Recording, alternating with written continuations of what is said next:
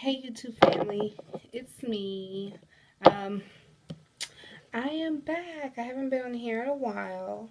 Um, I don't think you guys knew, but let me stop playing my brushes. I just washed my brushes and everything.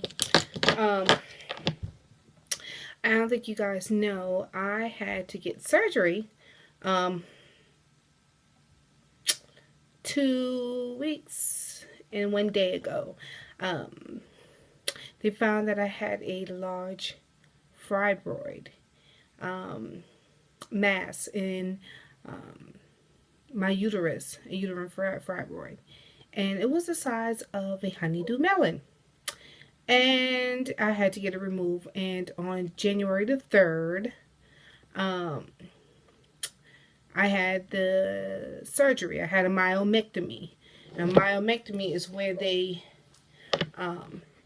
there are a couple of ways that myomectomy can be done. One, it can be done by, it can be done by laser laparoscopically, where they take the utensils and take it out piece by piece. Those are usually for um, fibroids that are smaller, maybe the size of a walnut, pea, golf ball. But because mine was an extra large one, I call it an extra large. My doctor was like, "Wow, it's huge." They had to actually give me an incision, a bikini cut, to remove it. And even then, they could not remove it whole because it was so large. They had to remove it piece by piece. And I'll insert a picture of how large it was. But she had to, if she removed it whole, she had to give me an incision up my stomach like this. And I was like, no, boo, no. But it was okay. The surgery lasted 2.5 hours. Got out of recovery, don't remember nothing. Got in the room, barely remember going in the room, but I had my family, my closest friends, and my wife there to support me, which was great.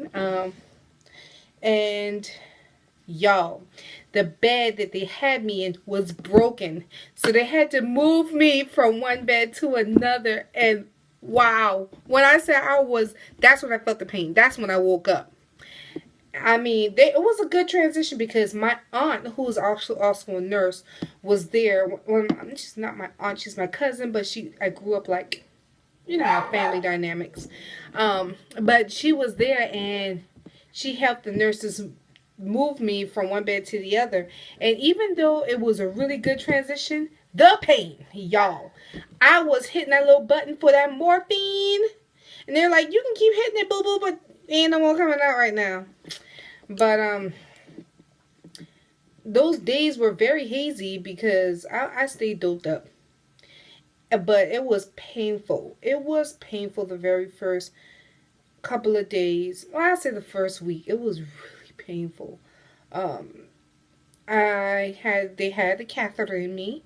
My mouth was really dry, and I guess that's because they had to put the breathing tube or whatever in me when I was in surgery. I did not want to eat. I did not have the desire to eat. I did not have the desire to eat until day 7, 6, almost a whole week later. Wow, that's crazy. And I don't know about y'all know, but I'm a big foodie. But I ate in the hospital. I ate Jello pudding. I did eat some fruit. I ate fruit. I ate like some grapes and honeydew melon. I wanted something cool, and I guess that's the breathing tube, whatever. But didn't want to eat any food really. Yeah. So the first day they had the catheter in me. They left that in me the entire day. I stayed in the bed and just keep hitting the morphine button. I was just doped up the first day. Then the second day, they finally took the catheter out, and it was like, okay, when you got to feel like your bladder's full, you got to get up and walk. And y'all, that first walk was like, oh my God. I cannot do this. My legs were weak. Everything was weak. I was so done. I was completely done. I didn't know what to do with myself. But I pushed through it, and I thought I was going to get released the second day. No, because I couldn't walk. It was just too much pain. Day 3 came, and I was like, okay, I got to start walking. I got to get out this hospital. I'm tired of being in the hospital. And they took me off the morphine after day 2. Yeah. So they started giving me oral pills, which I got the Percocet, and that was totally different from the morphine because I felt that pain after that. But I started walking a little bit, and I was thinking going home by day 3. My doctor was like, no, because you haven't had a poop. I didn't poop. I didn't pass gas. I did not break wind. I had no flatulence. And so she was like, no, you got to stay here another day. So I was like, oh, no. So she gave me a suppository and some gas pills. And I finally had a poop. I had a very, very small poop. But that was enough. And I had to walk. I had to walk successfully in order for me to go home. So day 4 comes, and I was able to be released from the hospital. First week at home, very uncomfortable to sleep. Could not find a sleeping position. I toss and turn in my bed. I couldn't even toss or turn. I slept on my back and sitting up in the bed and sitting in my nice pretty couch here for my makeup vanity for 3-4 days. Then, and just taking pain pills. Oh, the doctor also prescribed me ibuprofen because that pain pill was not enough for your girl. My incision, she glued my incision because I'm a little plus size, so she didn't want any moisture to get in there so it get infected, so she glued it, and she told me to put a paper towel or a maxi pad down there so moisture would absorb on that and not go inside the infection. So, inside the incision so it wouldn't cause an infection. So that's what I did, and yeah. Didn't take my first shower until day number 9. And I did that all by myself. My wife was at work, and I did it all by myself. It was okay, and I did fine. I did not start sleeping. I cried a lot at night because I was so much pain. Up to this week 2, day number 14. No, day number 13 is when I stopped crying, trying to fall asleep. Trying to sleep because my wife bought me a body pillow, and that worked wonders. I didn't know how to use it at first.